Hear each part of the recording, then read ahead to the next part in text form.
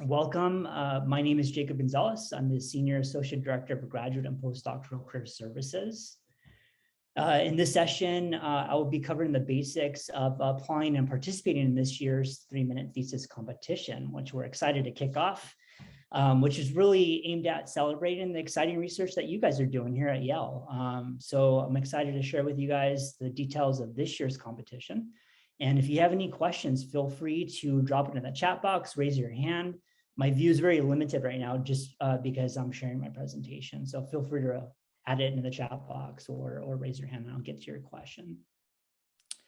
Well, for today's agenda, I'll be giving you guys an overview of the 3-minute thesis competition, reviewing Yale's specific process and timeline to notification for results of your application, and going over some key tips that you should know before you apply.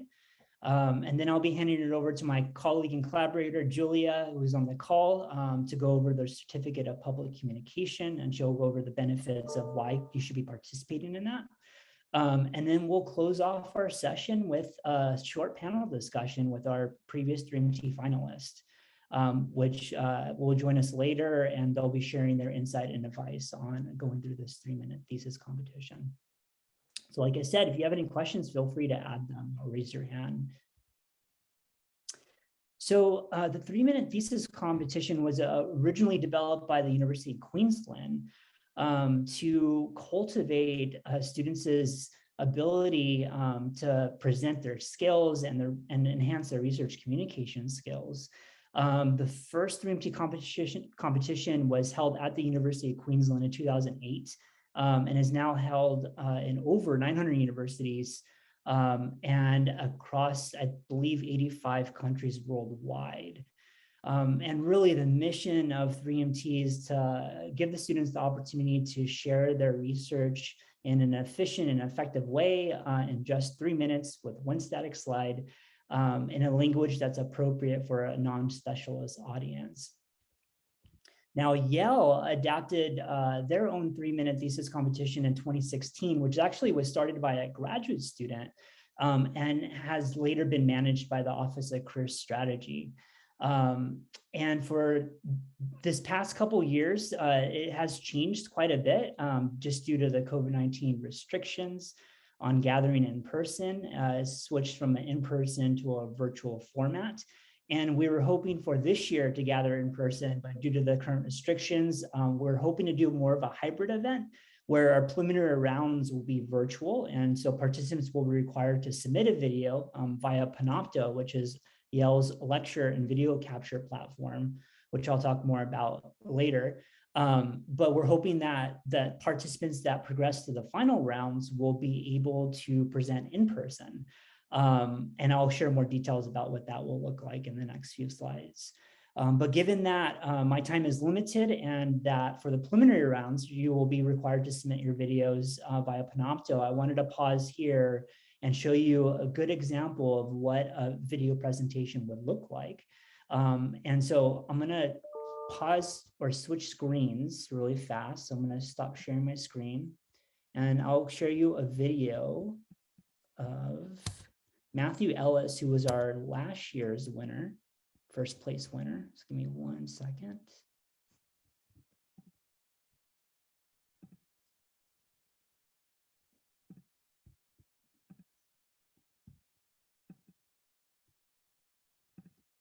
The cardiovascular system is truly amazing.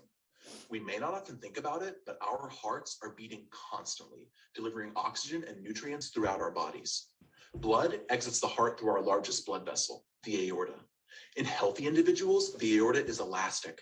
When the heart beats, it ejects vast amounts of blood at enormously high pressure, and similar to a rubber band, the aorta stretches to contain this sudden rush of energy and then relaxes, evenly distributing blood throughout our body.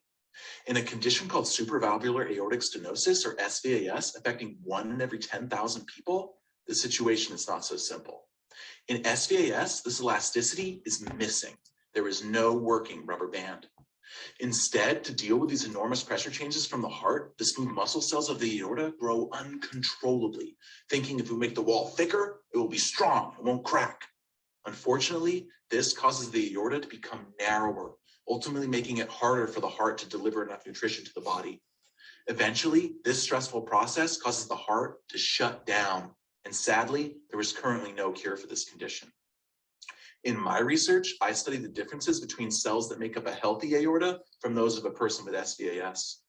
Now, I can't easily obtain cells directly from an aorta, as this would essentially require open heart surgery. However, using a technique called induced pluripotency, I can instead take a small sample of skin cells and transform them into stem cells, which can then be directed to become any type of cell in the body. Imagine a stem cell is like a seed of untapped potential, and depending on how you cultivate its growth and when and which nutrients you provide, it could become something as hardy as a beet or something as beautiful as an orchid. That might sound crazy, but here's how it's done. Simply by adding a series of factors that are highly abundant in developing embryos, I can convert those skin cells to a stem cell-like state. I can then cultivate these stem cells with specific nutrients to transform them into smooth muscle cells that have the same DNA and characteristics as those taken directly from an aorta. No open heart surgery required. Using the stem cell model, I've been able to effectively study and directly test therapies on SVAS smooth muscle cells. In SVAS cells, the machinery that helps cells sense stress doesn't work properly, causing them to miss cues from the heart and grow inappropriately. I have discovered a compound that gives SVAS cells the blueprints to synthesize new rubber band-like structures that can restore that stress sensing capability. I have shown that SVAS cells treated with this drug begin to behave similarly to healthy cells, and I'm hopeful that my rescue experiments will help treat patients with this condition in the not too distant future.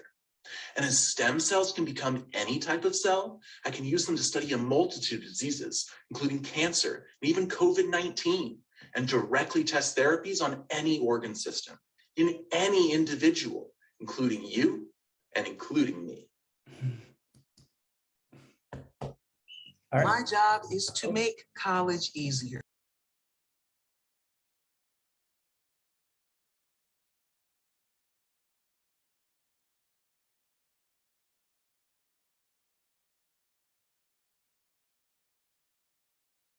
All right, sorry about those distractions in the ad. Well, hopefully you got a good representation of what a video presentation can look like. And let me just switch over to my PowerPoint one more time. 1 second.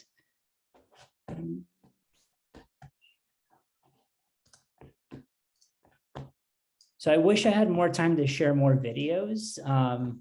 Another one I would recommend is our first prize winner for 2019, who was actually in religious studies. And so if you wanted to watch more 3MT presentations, I'd recommend that you attend our or go to our YouTube channel. And there's a whole collection of videos from this past couple of years that have been videos, presentations, or previous years that have been in person. I think it will give you a really good idea of what this competition looks like.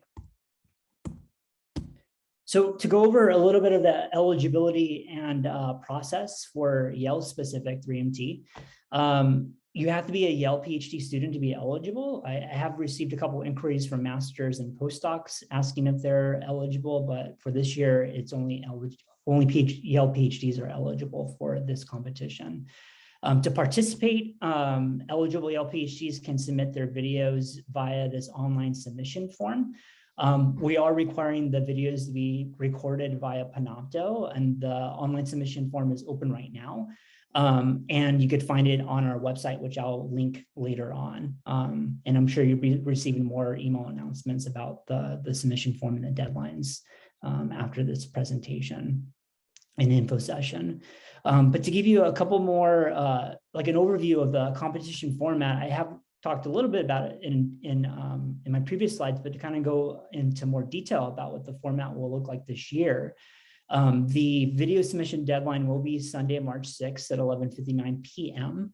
And leading up to that deadline, the Office of Career Strategy and the Graduate Writing Lab will be offering several resources and workshops that will guide you through creating your 3MT video presentation.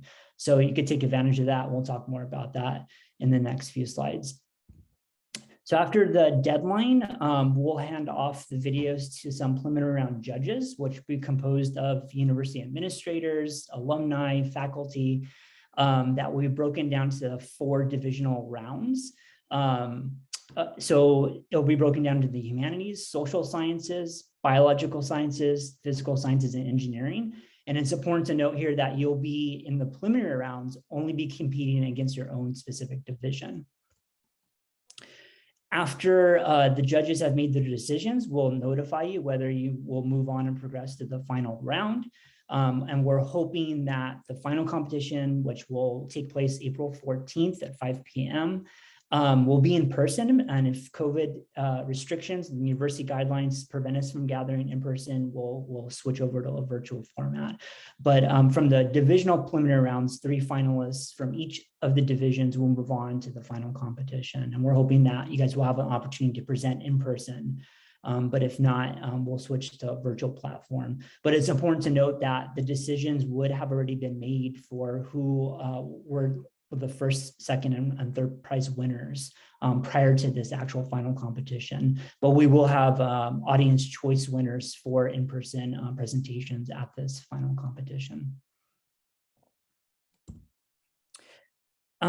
Before I hand it off to Julia, I just wanted to review some reasons why you should participate in 3MT. So the first being that it's a really great skill building activity and exercise for PhD candidates, regardless of where you go in your career path. So with job talks, being able to describe your research in a very concise form is an important skill to have and to start exercising.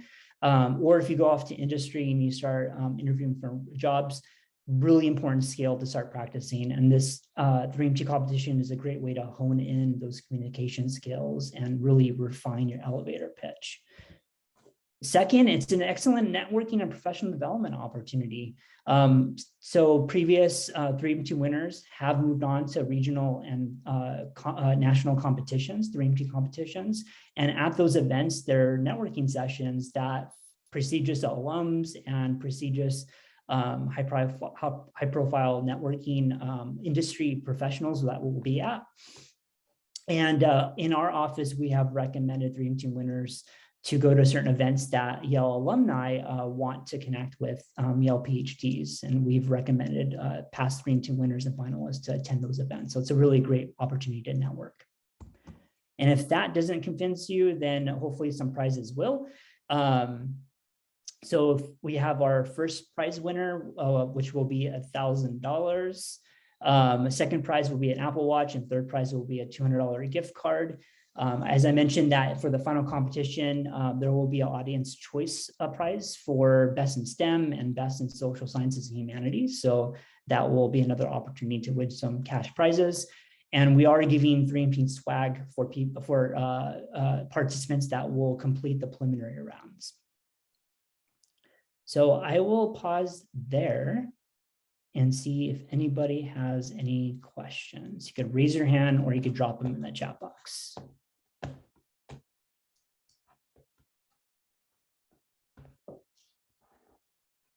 Yes, David, go ahead. Is it necessary to have data to participate in this? If I haven't collected any data, but I have a whole proposal, could I explain what I'm going to do and what the impacts might be?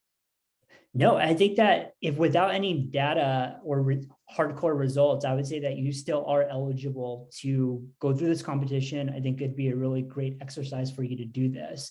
I think the goal is really to share the bigger picture, I think, of what your project is and what the importance of your project is, and being able to communicate that to a broad audience. And you could do that in your static slide. And we'll be having workshops talking about how you could actually generate that static slide in order to convey your research. Awesome, thanks.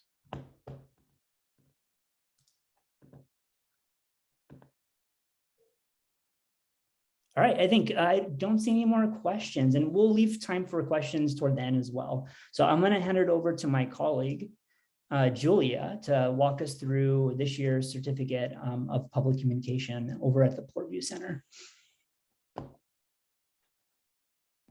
Thank you so much. So I am dropping. Hi, everybody. My name is Julia Estomina. As Jacob said, I work with the Graduate Writing Lab.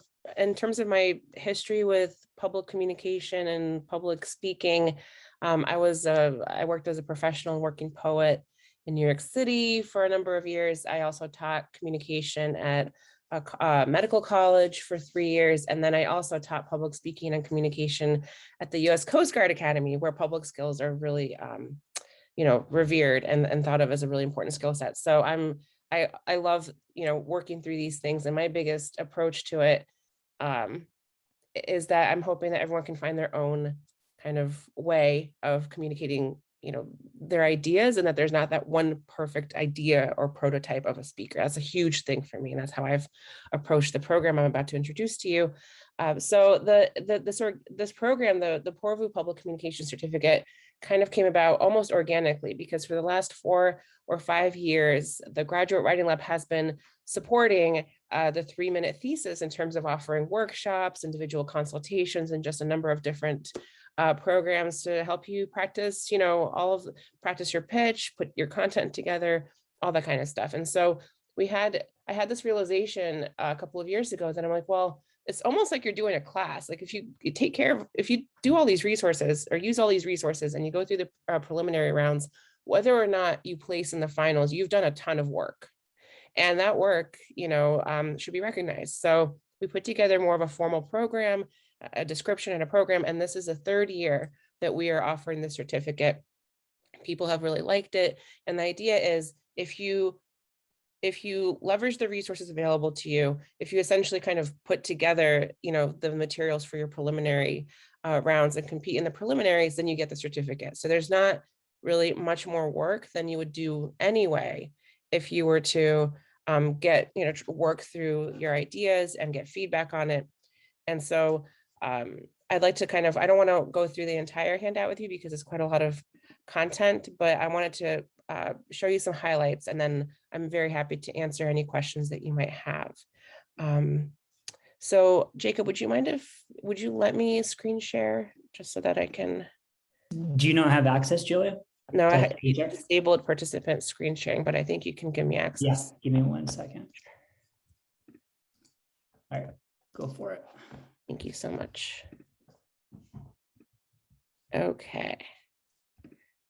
So, as I mentioned before, can everyone see? Thumbs up if you can see my screen. Wonderful. Okay. So the certificate recognizes the commitment and key skills developed by those who go through this process. We are in our 3rd year and the program is growing. So it's been really wonderful to just engage with you and your incredible ideas and figure out a way to, make them available to a broader segment of the population, something that we talk about a lot in academic and professional communication.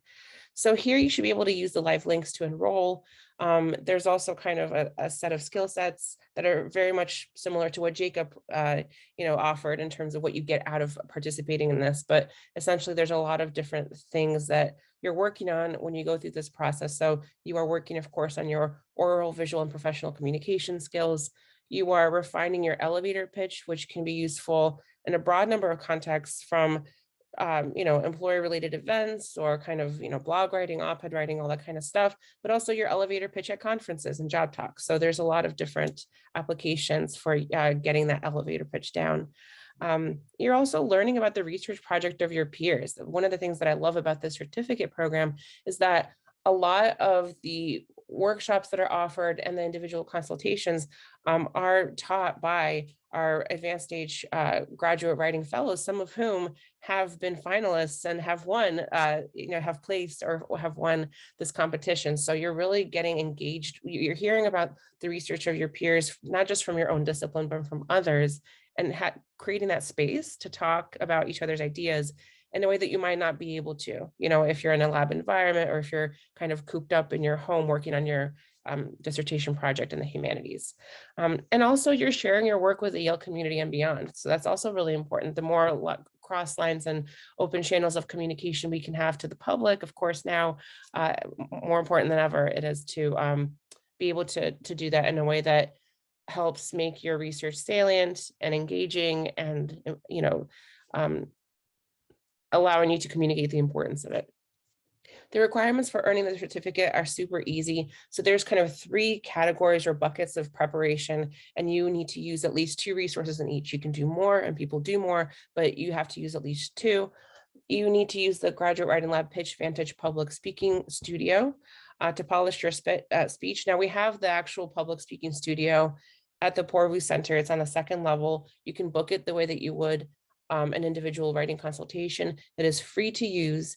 And usually with these information sessions, when we're in person, I would take everyone up there after the information session and kind of show you how it works. But we have very clear, instructions in the studio. And the idea is that when you go there, you have your materials and you have your stuff, and it records you, and it records maybe 3 minutes of your pitch or content, perfect for the 3-minute thesis time, right? And it gives you feedback. So it catches your filler words, like whether you might not be aware of maybe the ums and the ahs that you have, that when you're not sure what to say next. It gives you 5 levels of feedback based on all kinds of things: pitch, volume, pacing, that kind of stuff. And it gives you tutorials, and people have found it really, really useful. When you're presenting, it gives you a mock audience. It's like a virtual audience, and you can choose which audience you like to use, whether it's a boardroom or a big lecture hall. I mean, those aspects are a little bit dated. That's the feedback that we've gotten. But to be honest, I've been surprised by how much people have liked it. You can't always put together a live audience for your rehearsal. So that's really awesome. We really recommend and encourage that you actually do use the physical space, and we are allowed to do that. But if you are off campus and competing, we have a way to give you access to the software online. So there's a way to do both. So you do not need to be on campus to earn the certificate. All of the other resources that we have, including the workshops and the consultations, are fully online. So if you're away from campus and you just need to make it to that, to the finals or something like that, if they're in person, then you can still earn the certificate along the way when you're at home. We are excited to introduce 2 new resources to the certificate and to the 3MT. The first one being, we are offering 3 kind of consecutive and interrelated public communication clinics, and they're only available to 3-minute thesis contestants. So whereas our workshop series on presenting engagingly is open to the full Yale community of grad students, professional school students, and postdocs, these clinics are just for you. So if you're competing in the 3MT, I'll show you kind of what the breakdown is of each one. And the idea is that based on the feedback that we've gotten in the past, we want to offer something that's kind of in between a general workshop where you kind of get the materials and you can kind of start putting your stuff together, and an individual consultation where it's just you and the consultant or a director that's giving you feedback. You can kind of workshop your materials in small groups led by one of us. So, and also we have a new designed official certificate of completion in PDF form. So before we kind of say like, yes, you got it, congratulations. And some of you have written back and said, can I have something that I can attach to my CV or portfolio? I would find that really useful. I'm on the job market. I want to, showcase my skills. And so we actually designed it, and I need to follow up with, for those of you who are on the panel today to talk about your experiences in previous cycles, I do owe you an email with your own certificate and your own name on it. I also wanted to, if that's okay, Jacob, show you what it looks like, because I think that could be, yeah, absolutely. That could be fun. So let me see if I can, here it is. Okay. I'll just show it to you. Yeah. Okay. So you can see here it is. We worked really carefully on it. We wanted to make sure that it was accessible, that it captured the fact that communication comes in all forms, and really the spotlight is on you and the skill sets that you're developing. And it's signed by the executive director of the Yale Poorvu Center for Teaching and Learning. So, that's a pretty cool get, especially as you're applying to probably a myriad of different types of jobs that value these skill sets, whether you're going to be in a primarily teaching institution or a research-based institution where you might be communicating your findings to a broad segment of the population. And it's of course signed by me. So anyway, that's really exciting. You also get this. And so that's just a really fun way to more formally recognize your hard work as well. Okay, so I know I want to make sure that we have time to get to the panelists. So just very quickly, going through it, we've updated. Now I hope you can see the theme 1. Theme 1 is designing your content. Scrolling down, theme 2 is receiving feedback, and theme 3 is polishing your presentation. Now, what I want to emphasize here is that based on where you're at in the process, you can kind of go through these themes at your own pace, and you can do them at different intervals, because one of the points of feedback that we've gotten before too is that, like, well, it felt really rigid where like everything was in one bucket and I already had that and I couldn't, it was kind of, it felt difficult to do that. So what hopefully you'll be able to see is that the series themselves kind of work sequentially through the process, but also the more individualized resources are there for you to take advantage of at any point during your prep. Really, you can make this, you can kind of customize it and make it your own experience. So you can see that Panopto tutorials count. If you don't know how to record yourself or use the Panopto platform, that already counts. You go to one of these sessions, you can check that off in the theme 1 bucket. There's also the workshop series that we have. We've already set the dates for them and the times. We already have a reservation link for the science, for the STEM focused series, and we are about to put one together for the humanities and social sciences series. They're actually on the same day, which is great. And there's a bit of a variation where the humanities and social sciences thread doesn't offer figure making, because that's not really what we do. I have a humanities background, but we also have, actually Carly's on the line. She helped develop this workshop, presenting at conferences from abstract to Q&A. So I wonder if maybe you could give a thumbs up if you're a scientist in the room in any capacity, where there's biological, natural, or engineering. Okay. Thank you. And then so put your thumbs down.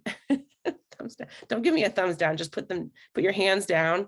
And then can I get a thumbs up if you're a social scientist or a humanities student?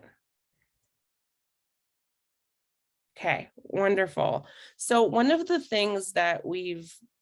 issues that we've come across is that, ironically enough, as a humanist, I might study creative writing, but scientists engage with visual metaphor and the language of like kind of metaphor and analogy a lot more in their process-based research. And humanities scholars have a hard time synthesizing what it is they do. This is hard, but it's increasingly becoming a very valuable skill to do that, as we see, not just like the opening of where you can go with a PhD in the humanities and social sciences, but just the way that the conferences are becoming more open to the modes of communicating your ideas. So we really want to see more humanities students participate. It's an ask. And frankly, if you're one of the few humanities students that sign on to this process, it's a really good chance that you might place, because there's not that many people competing.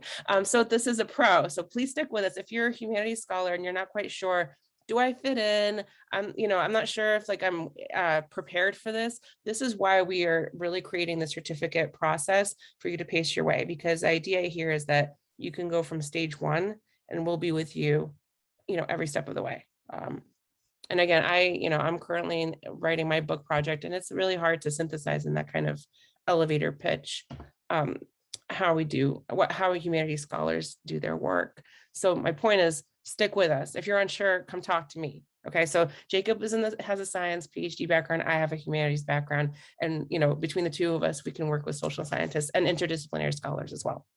Okay, so the first clinic that we're going to be offering is actually going to be facilitating by our new director, Ryan Wepler. And here we're going to open up the scope a little bit in terms of the creative ways that we can set up the presentation. So, whether it be metaphor, humor, or world building, we want to give people as many options as possible across the disciplines to think of that hook, I guess, right, and conceit, so that you can kind of formulate your story of your research. And everyone will receive, information. Everyone who registers for the certificate will receive information about the clinic, as well as the 3MT thesis.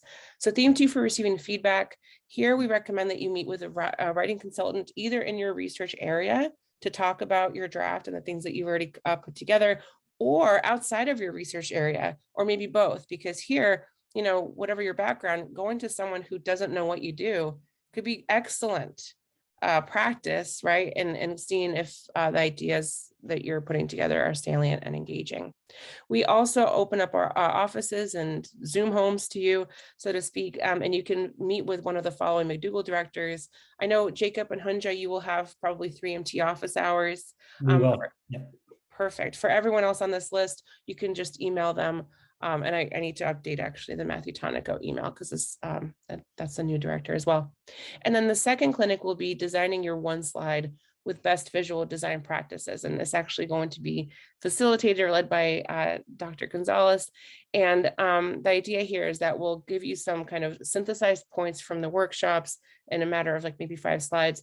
And then we'll look at successful or finalist videos together and see like what works, what doesn't, and then we'll workshop our own at whatever stage you have yours. Now, with polishing your presentation, we're going to actually have an audio and video mini workshop with the Yale Broadcast Studio on lighting and staging options for your online presentation. This is also going to be open to the community and really helpful with whatever you're doing on Zoom or online. I mean, we're not going to walk away or come away from having online interviews for the job market. And I mean, we did it. We those happened before the pandemic, frankly. So we've already been preparing for those. So those are really useful skill sets. And then also, I'm going to be leading a workshop on building up your public speaking confidence so that you can get all these, tricks under your sleeves before you do that final recording with Panopto. The Pitch Vantage Public Speaking Studio, there's a brief description of that. And then I'm not going to go through the 2021 cycle highlights just for the sake of time, but I wanted to say that 3 out of the 4 place 3MT winners last year are certificate earners. I think there are some people who want to do this and have a certificate for their CV, and they're already accomplished practice speakers, and they go through it. Some people have no practice or no, they haven't done this before and they do the certificate. And some people are like, I don't want to do the certificate. I'm fine. I'm just going to go ahead. So basically, like, the certificate welcomes everybody. It doesn't matter what stage you're at. And the idea here is that we're giving something to everybody who goes through this process, that you don't just either win or don't win. You get like a documentation and a validation for the hard work that you've put into it, from being at this info session to competing and to submitting a video for the preliminary rounds. And then, as you can see from the self-reflection forms, people found it generally useful, being that this was in the second cycle. These are, I think, really great points to go off of and work from. Some of the rooms for improvement were make it harder. Some people are like, this is easy for me, but the idea here is that it's open for everybody. They asked for more small group and interactive practice, and we're answering that with the STEM or with the clinics, the smaller kind of interactive clinics, and then more STEM disciplinary diversity, which we can keep talking about. And then there's a couple of really great quotes that people wrote about their experience. I'll let you read that on your own. So that's it for me, but I welcome any questions you might have about this process.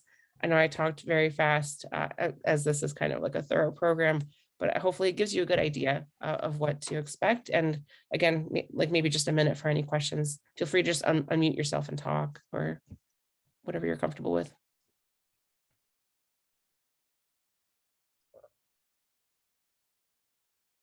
I did a good job.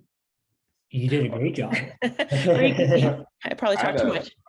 I had a question, actually. Yeah. Thank you, Julia, and Jacob as well.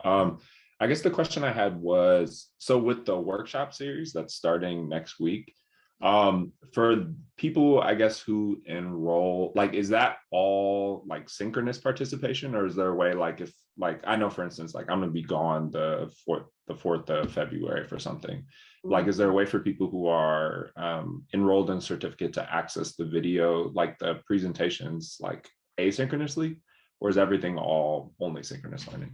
It's a really good question. So we don't record our workshops just for privacy reasons.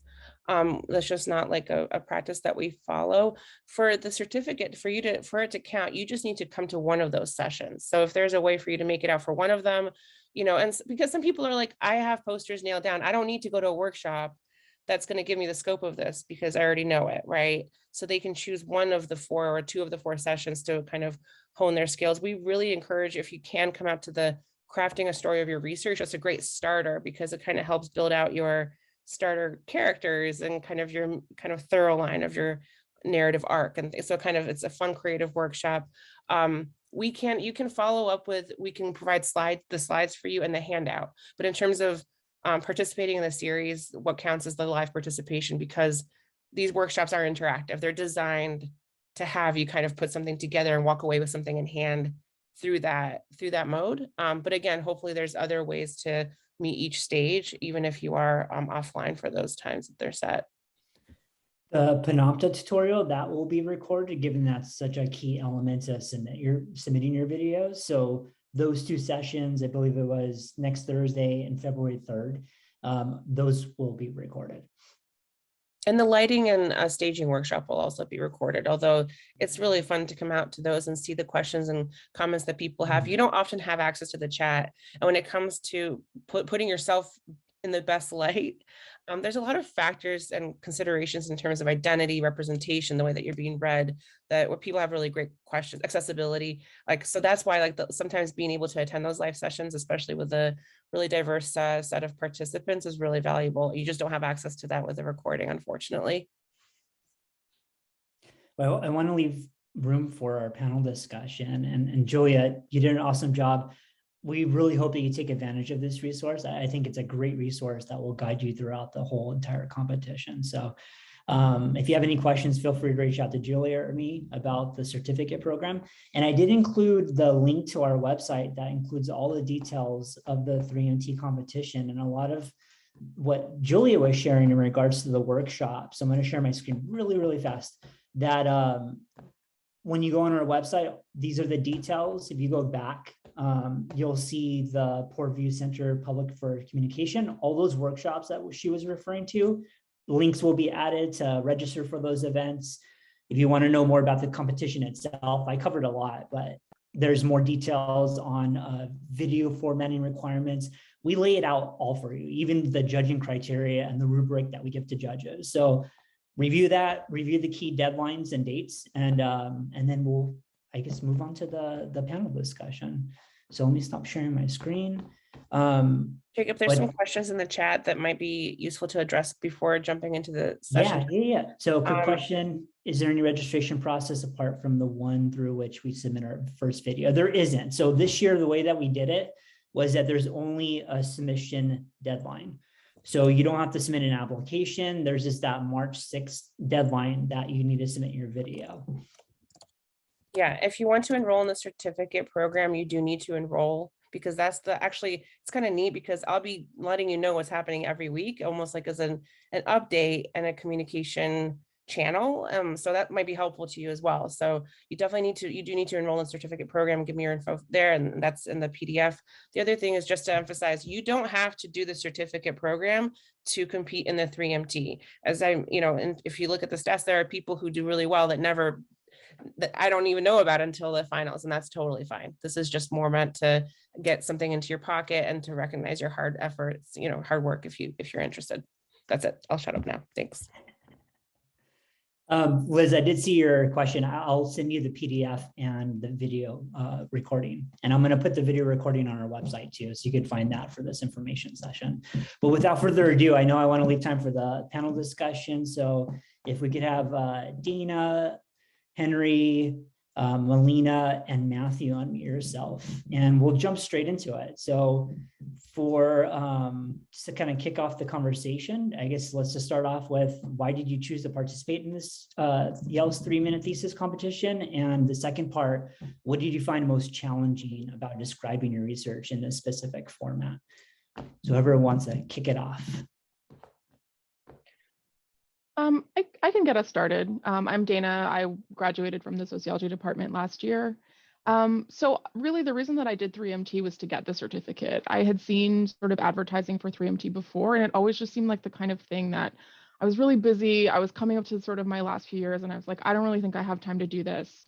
And then when there was the certificate option, I was like, okay, if I'm doing this as part of getting a certificate that I can take with me onto the job market, that made it a lot more attractive to me.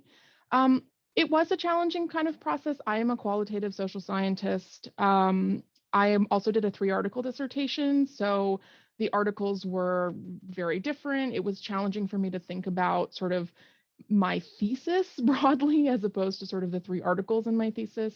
I ended up doing just 1 chapter, and that was challenging in the sense that it was difficult for me to sort of translate the fact that this was one piece in a broader story, but I didn't actually have time to talk about the broader story. So I think the most challenging part for me was finding a way, and there were sort of multiple iterations of drafts, and feedback from, you know, folks at the GWL was really helpful in figuring out how to situate this 1 chapter as sort of the way that I framed it was like, I'm testing this idea that I just spent, you know, a minute and a half talking to you about. But I think that was probably the most challenging part for me. Part of it was sort of the qualitative nature of my work, and part of it was the fact that I was doing a 3-article dissertation and chose to really just focus on 1 chapter.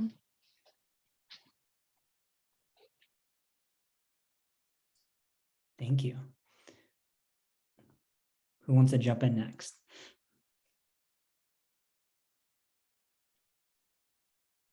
Henry, how about you jump in?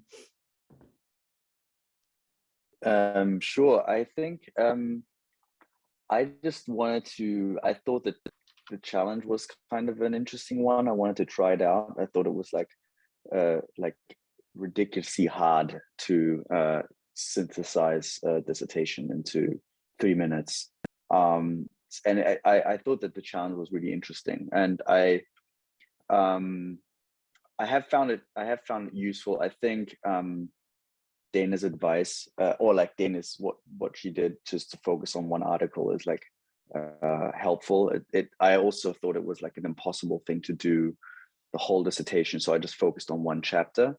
So I did feel like I was slightly misrepresenting, you know, my work, because it wasn't really about just that 1 slice, but at the same time it's a trade-off, and in the end it's about like communicating and making your topic sound interesting. So I think for me, what got me into it, I mean, also, it's just that, I don't know, I like presenting, so it was like a fun exercise to do on the side. And it has since like been helpful, just because actually you, Jacob, suggested I put it onto my LinkedIn, and I have put it there, and it has been like brought up by someone I was writing with in like on LinkedIn. So it, you know, it's, you know, there maybe is some immaterial benefit that comes, like, pays off later down the line. So I guess there's like a career motivation as well that I wasn't aware of initially, but that's like more at the forefront now. So Great. Melina, you want to jump in with anything? Yeah, so I joined the 3-minute thesis competition mostly because it was, well, it has been like an ongoing resolution for me to just learn how to be a better public speaker in general. And I think that's such an important skill for a scientist. It's like we have to constantly be going around and explaining to people why our work matters in order to like even to be an academic, but also if you want to go into outreach or any other like teaching type job, any sort of job that is even somewhat tangential to academia is going to require some public speaking, and that's always going to be a useful skill no matter what you do moving forward. So I thought that it would be a great opportunity to just practice those public speaking skills, and to really get better at talking about my dissertation in a way that is cohesive to people who are completely outside of my field. I'm aware that I live in a really weird bubble of society where it's like we're all like academics basically, but I want to be able to talk to non-academics and make sure I'm consistently able to talk about my work in an exciting way to people who wouldn't otherwise know anything about it. So something that I found really challenging about that, for me in particular, that's different from what other people said, is that in science, often the presentations that I give, I'll be maybe like a minute per slide, and I'll show videos and I'll show lots of different types of media to convey a certain idea. And you can't do that here. You have to use 1 slide, and it has to be static, and you can't have any sort of animation. It has to be like just one thing. If you want any arrows, you can't have them pop up. They have to already be there initially.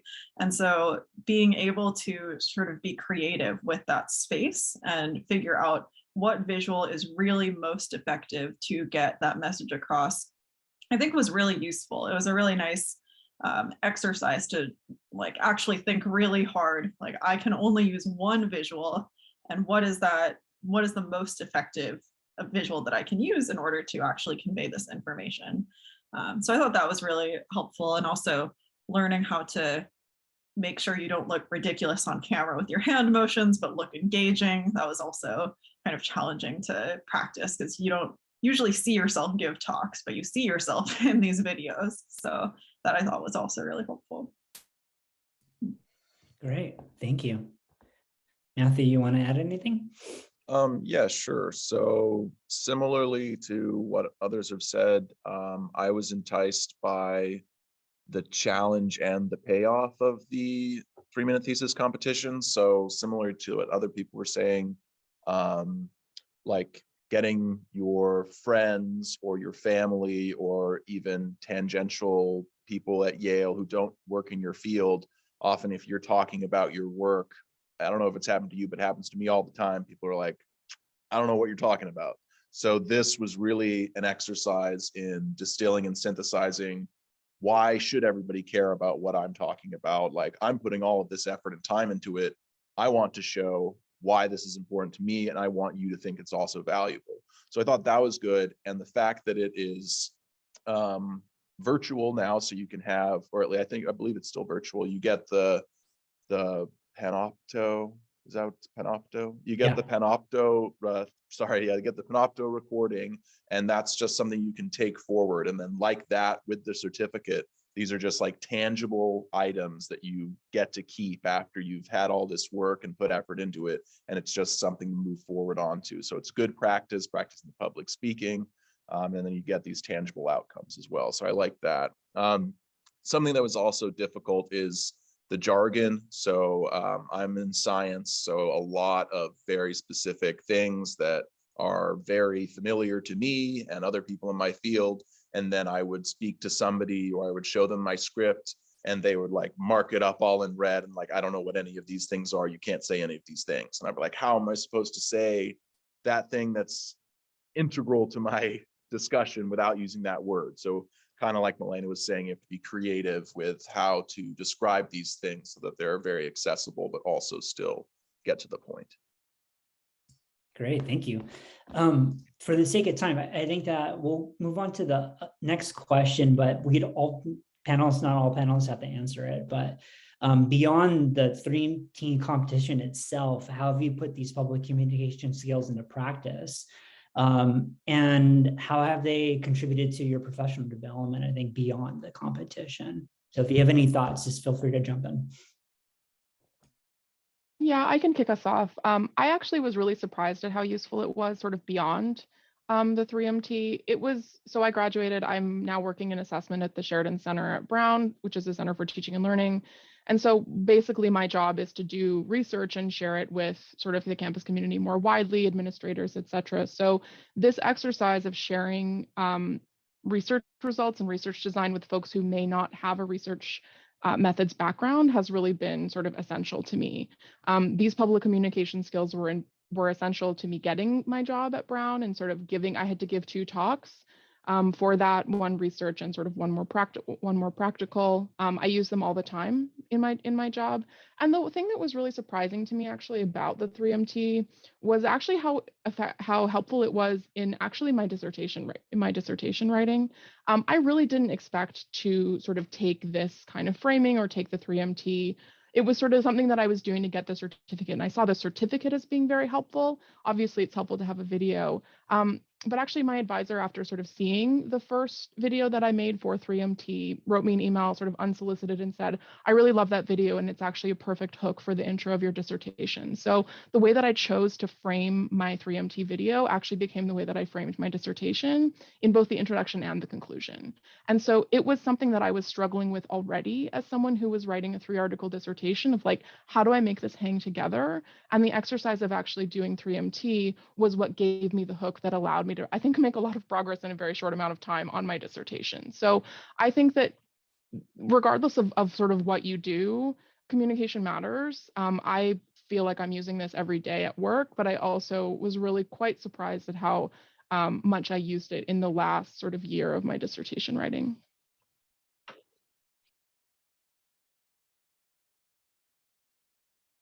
I guess to add on to that, I've been on the job market over this past semester, and that has meant a lot of talks and a lot of interviews.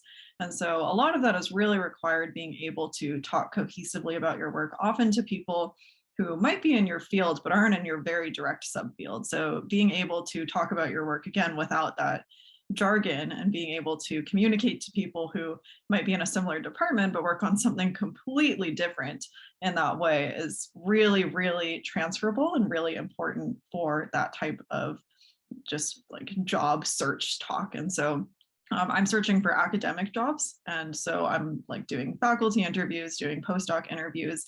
And oftentimes you have to summarize your entire dissertation within usually more than 3 minutes. Usually maybe you might get 15 minutes or something.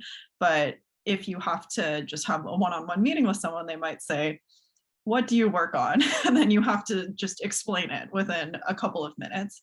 And so this type of skill is incredibly useful for academia as well as many other jobs, I'm sure. And so as someone who's planning to pursue academia, I found it super, super useful for being on the job market recently. So if you're thinking about taking that path, I really recommend it. Can I ask a question? And Henry, you want to add it? Oh, yep. Damar, yeah, go ahead. Oh, I didn't know if there was is there someone else in the queue that you were calling on? Sorry. No, actually, I was just going to ask if Matthew and Henry want to add to that, but we're doing live Q&A too. So we could pause here if you want to get your question, feel free. Oh, sure. Well, I think it's really helpful, having this panel and talking with those of you who just went through the competition, with those of you who also did certificate. I think the question I had was, I tried to just look through the information form about the certificate program, but for those of you who have done the certificate, I was curious if you could speak to about how many hours a week, like between all the different activities, like you found yourself like spending, because I'm in a phase where like I'm coding my dissertation. I'm trying to do all the things I know I was talking about, social scientists, and I know humanists also do. So I was curious if you all could give a realistic expectation for like about how much time that this process kind of takes. Yeah, great question. I'm not sure that I'm the best to speak to it. I think many of us were actually fellows at the GWL or at the CTL. So like I had already done a lot of my requirements as a facilitator of those workshops. So I don't know if somebody who wasn't involved in that way could speak to that.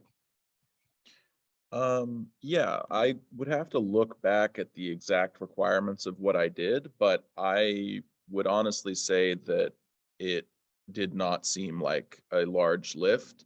And the things that I elected to do, because you have the freedom to try and choose from what's helpful, were very valuable. So the Panopto tutorial, for example, is one, well, at least for us, that was one of the requirements, and that's almost essential because that technology is not immediately grasped by, at least not by me.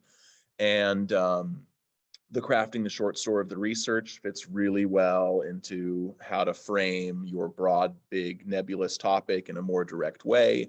There's a speaking, engaging presenting one I went to was really helpful. And oh yeah, and meeting with a graduate writing fellow, that would be, or any of the other people they list, I would say that would be my number one piece of advice for anybody thinking of pursuing this, because I had something I thought that I was pretty happy with, and I was like, all right, let's see what they say. And they didn't exactly tear it up, but they gave me a lot of concrete criticism or constructive criticism. And I was like, okay, that's actually very helpful. And that really improved both my script as well as my the design of my slide. And I think that I met with a few people and they all like helped tone it and chip it down. But really, if you're just trying to meet the minimum requirements for the certificate, I can't give you exact hours, but I would say not very many, no more than 2 hours for each category, I would say.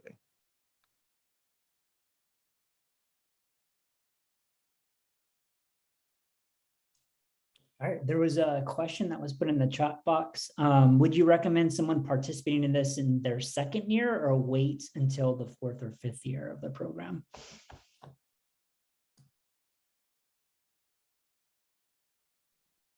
I waited until my 4th year, and I thought that was helpful to be able to talk both about vision and at least like a little bit about results as well. So it was nice to be able to say, you know, these are some of the answers that we were able to get in addition to just like, this is the general idea that we're trying to pursue.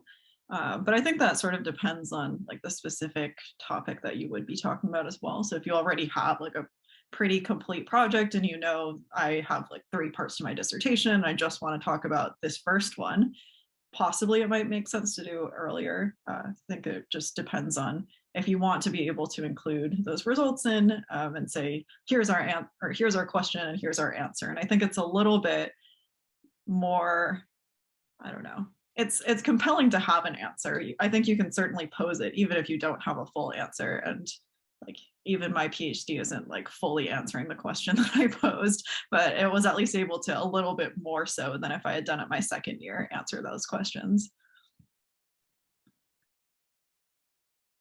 So would you say that having data matters and I guess would help you out in this competition?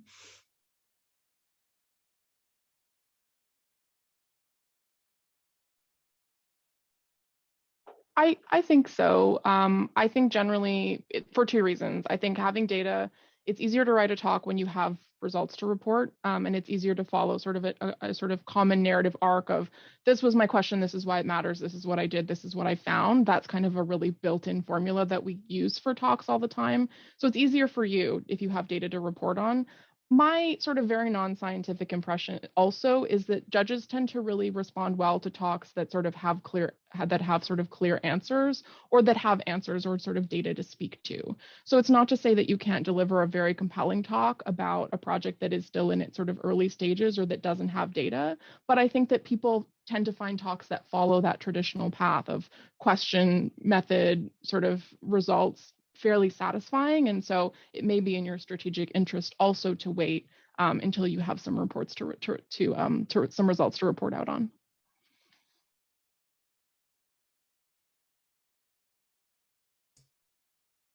Any other questions? We have 3 minutes left and I want to be conscious of everyone's time. Carly, if I'm pronouncing your name right, go ahead. Yeah, you are. Yep. I just had a question for those who focused on just one chapter. How did you choose which chapter to focus on in the presentation? This builds on the previous answer. I chose the chapter that had the clearest data and the data that was most clearly sort of presentable in a visualization or figure. So that honestly was the most sort of easy answer. Is I picked the data that was strongest and that I could put in a bar chart, which is not to say that you can't represent other kinds of data, but that's how I did it. I'll also chime in here that we had a couple of years ago a student who in astronomy who had to put together kind of like a more of like a conceptual or creative way of talking about their research, but in the end it turned out to not the research. It was a failed experiment, which was like kind of heartbreaking because they still had to kind of present on it and be excited about it. But I think, Milena, you'll have to correct me if I'm wrong, but astronomy it's a little bit more of a theoretical science. So I think it depends on the science and it depends, you know, on the discipline too, where there's a way in which you can talk about impact, I think, you know, in terms of like how it can connect to those things. So there's ways that you can manipulate it, but that's an interesting story where, like, you know, because it was interpretive or theoretical enough that they could still present on it even if the data, you know, didn't work out for them. I don't know if that's a helpful anecdote or not, but. And I would add, if you're unsure, I mean, I think meeting up with a graduate writing consultant or somebody at the office of career strategy and pitch your idea, and I think we would let you know. I think if it would be something that would be a good competitor or worthwhile to kind of compete in this year's competition or wait later on. Henry, you wanted to jump in? I mean, I just picked the one that had the most compelling narrative or something, you know. I mean, I'm in the humanities, so humanities, you don't really have results or data, and it's a bit tougher because you have to kind of explain why your work is relevant. And I think a good way always to start with is sort of start with something the audience already knows, and then by the end kind of subvert what their assumptions may have been. And I think if you have like 2 or 3 chapters to choose from, just maybe use the one that you feel is like most accessible or has the best like storytelling, where you could craft it most easily into a storytelling narrative. That's if you're in the humanities. I don't know which discipline you're in, but that's what helped me choose which chapter to present on.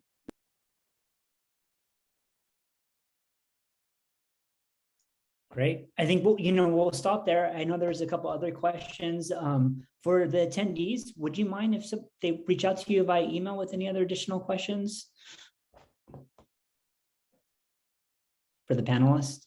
Yeah. Okay. Great. All right. Yeah. I wish we had more time, but I wanted to thank panelists for joining us. I really appreciate your time, taking the time to talk to our attendees and kind of share insight and experience. And I want to thank everyone for attending today's session. If you have any other further questions, feel free to reach out to Julia or me, and we're more than happy to help out. And we hope that we see you at these workshops for the Presenting Engagingly series. And if you don't have any other questions, best of luck in the competition. Stay safe, be well, and this will conclude our session for today. So thank you for joining us. Take care. Bye.